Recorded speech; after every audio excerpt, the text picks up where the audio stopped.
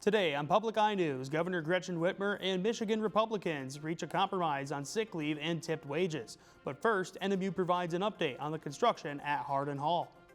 Beck Greeley will have your weather forecast for the next couple of days, and Luke Niddle will bring you today's sports breakdown. I'm Bianca Kroll. And I'm Austin Graham, and you're watching Public Eye News.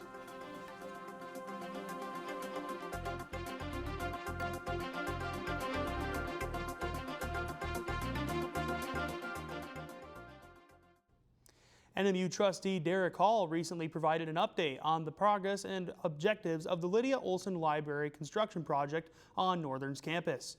Hall led members of the campus community and media on a tour of the construction site, joining the project superintendents NMU alumni Matt Van Denevond and James McDonough. He pointed out the intended future locations of facilities like the NMU SISU, Shine, and Honors offices. There is also an office suite planned for the new 4th floor and a new archives that are in progress. Hall took the opportunity to clarify the timeline of the library renovation work. He also said that the project will be completed in December of this year with the intention of being used by students in the 2026 winter semester. And NMU has announced the winners of its 3-minute thesis competition. Graduate students at the university had the opportunity to present their own research to a panel of judges in under 3 minutes. The 3MT competition has been held annually at NMU since 2018, with this year's contest being held as a part of the Peak 25 conference. Kaylee Mercer was the first place recipient for her piece about the impact of social anxiety on neural responsiveness to social reward through social media. The McNair Scholar winner was Trinity Valentine for her presentation on evaluating variation in above-ground biomass of industrial hemp. Mercer's first place win will allow her to represent Northern at the Midwest Association of Graduate Schools 3MT competition in April. The Michigan State Police responded to a call welfare check in Moran County on February 21st. MSP arrived on the scene and were outside the residence when the house suddenly burst into flames. The fire spread rapidly and is believed to have been fueled by accelerants. As the fire grew into the home, suspected gunshots were heard inside. The St. Ignace Fire Department responded quickly to the fire, but the home was a complete loss. MSP fire investigators came to the scene and one body was identified as an adult male homeowner. At this time, the name of the deceased individual is not being released. The MSP were assisted by the St. Ignace Fire Department, Mackinac County Sheriff's Department, St. Ignace Police Department, Straits Area EMS, and Chippewa County Dispatch. And Attorney General Dana Nessel announced a $53 million settlement against Veolia. This recent settlement resolves allegations brought by Nessel, claiming that Veolia failed to identify corrosion-controlled issues in Flint, Michigan. This settlement comes 5 years after the water crisis in that city. The crisis first started in 2014 when Flint switched to the Flint River as the city's water source. Veolia has agreed to pay $53 million to individuals who suffered during the crisis. The money will be distributed to approximately 26,000 individuals. In exchange, the state of Michigan has agreed to drop a separate lawsuit against the company. Nessel said that while no amount of money can repair the damage to the Flint community, the settlement gives additional resources and options to those directly affected by the water crisis. And today is the 3rd anniversary of the 2022 Russian invasion of Ukraine.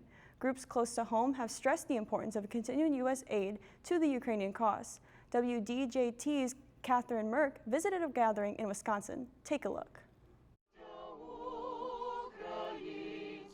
Through songs and speeches, a crowd with Wisconsin Ukrainians gathered one day before the 3rd anniversary of Russia's invasion of Ukraine. It's vital for us to continue speaking up that we must continue supporting Ukraine. It's actually in the interest of the United States. City and county leaders emphasized how the conflict has impacted so many people in the city. We are here in support of Ukraine, and we are here to support those who have been worrying about their families. I had a cousin who passed away on the front lines, protecting our freedom, and it's just been a lot of anxiety and a lot of just like sadness around the whole situation. This event came days after President Donald Trump blamed Ukraine for starting the war that cost tens of thousands of lives. On his Truth Social page, he called Ukraine President Vladimir Zelensky a dictator. The amount of falsehoods spread by current administration have reached its pinnacle. On Sunday, President Zelensky said that he's prepared to step down as leader and give up his presidency if it means bringing peace to his country and NATO membership.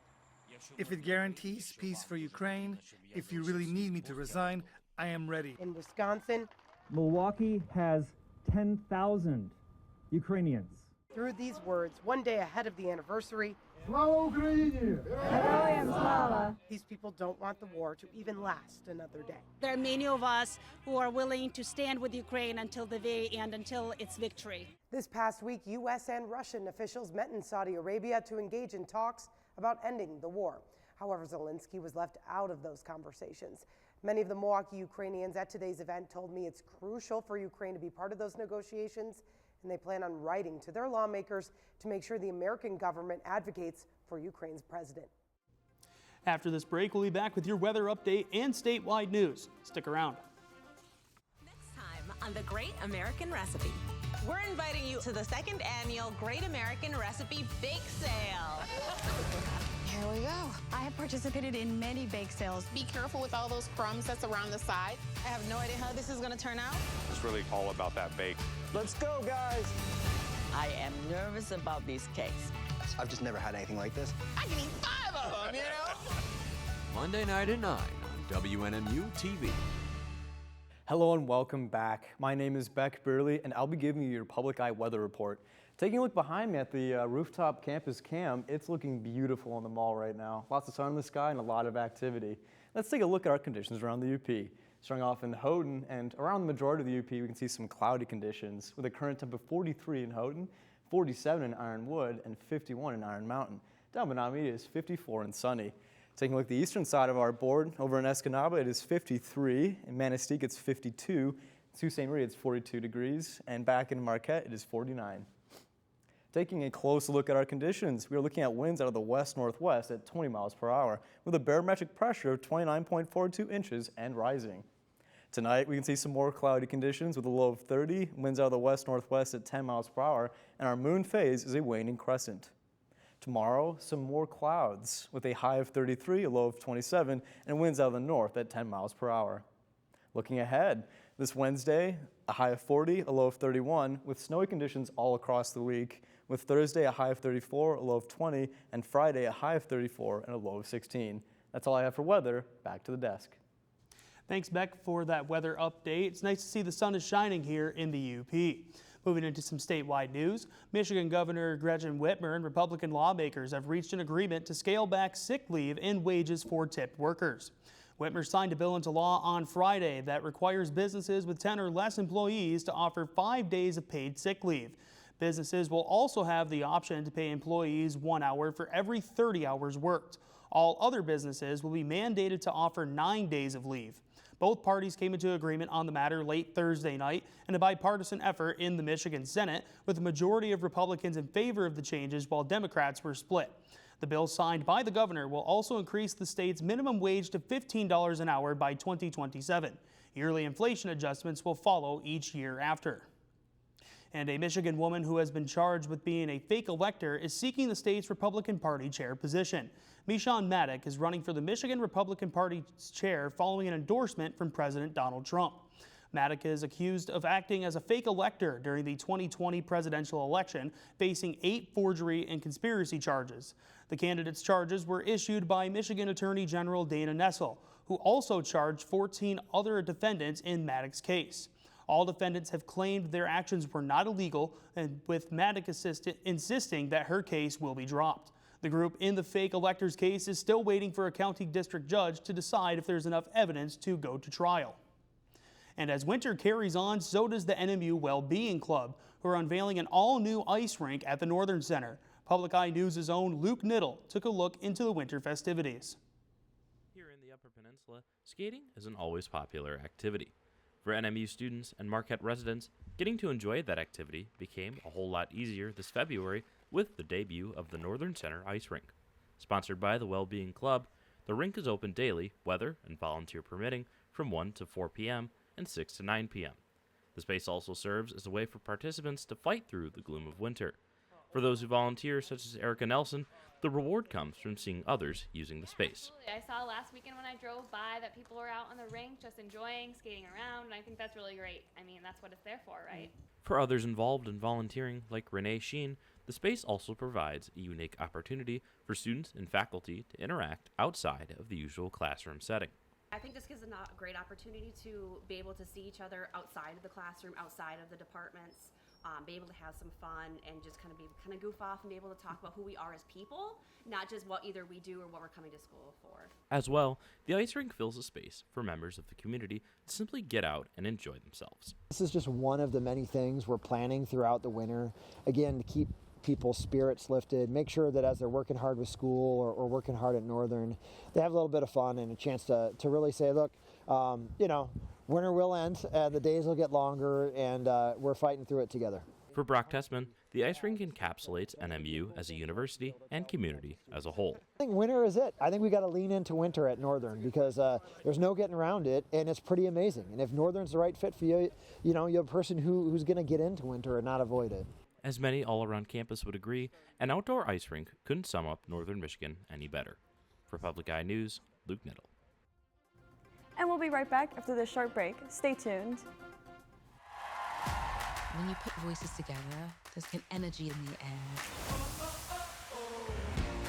Keeping Black traditions alive, it's so important. The story we're meant to be told. This feels so good.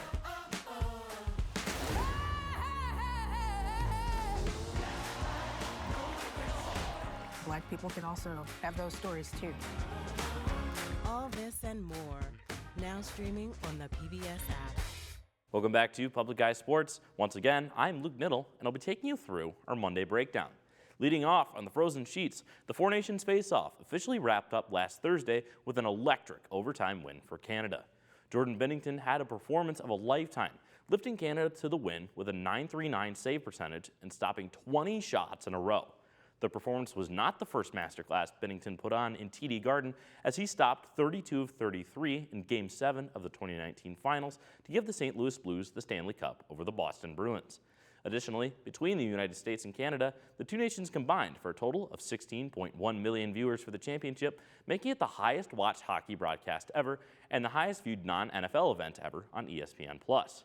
And staying on the ice, the Detroit Red Wings closed out a thriller against the Anaheim Ducks with an overtime goal by none other than Patrick Kane. The Wings potted 3 scores in the first 5 minutes and 6 seconds of the game, the fastest any team has gotten to the 3-goal threshold this season. Up 4-2 heading into the third period, the win seemed inevitable for Detroit until Anaheim scored twice in the final 2 minutes and 16 seconds to send the game into extras. After that, a breakaway 4 minutes into OT was all Patrick Kane needed to give the Wings their 8th win in their last 10 outings. Detroit now preps for a visit to Minnesota tomorrow night at 8. And ending off on the floorboards, the NMU Wildcats travel to Roosevelt tonight to kick off a 3-game road trip for both the men's and women's squads. For the women, they currently sit at 18-7 on the season and just half a game back of the GLIAC's number 2 seed in the tournament behind Ferris State. As for the men, they're fighting for home court advantage with the 4th seed at 16-9 overall and 10-7 in conference play, 1 game back from Parkside. After tonight, the teams will head to Parkside and then Purdue Northwest for the final 3 games of the regular season. Tip-offs tonight are at 6:30 and 8:30 p.m. and can be caught on Flow Sports. That's all I have for sports. Back to the news desk. Well, thank you, Luke, for that sports update. How about those Detroit Red Wings, Austin? Do you think they did really good last night? I think they did. The blown lead in the third period was a little kind of shaky to watch, but Patrick Kane, who else would you want to score the game-winning goal in overtime? That was great. I didn't expect that. Just came out of nowhere, and then, oh my gosh, we were all on our edge of their seats thinking if we were going to win or not. Yeah, I saw the video of him scoring the game-winning goal in overtime, and you could hear the crowd go quiet for a second, and then the whole crowd was just in an uproar when he got that game-winning goal for Detroit. It's been nice to see him really contribute to the Red Wings since he's been on the team. That's all the time we have here today at Public Eye News. I'm Austin Graham. And I'm Bianca Kroll. We'll see you next time.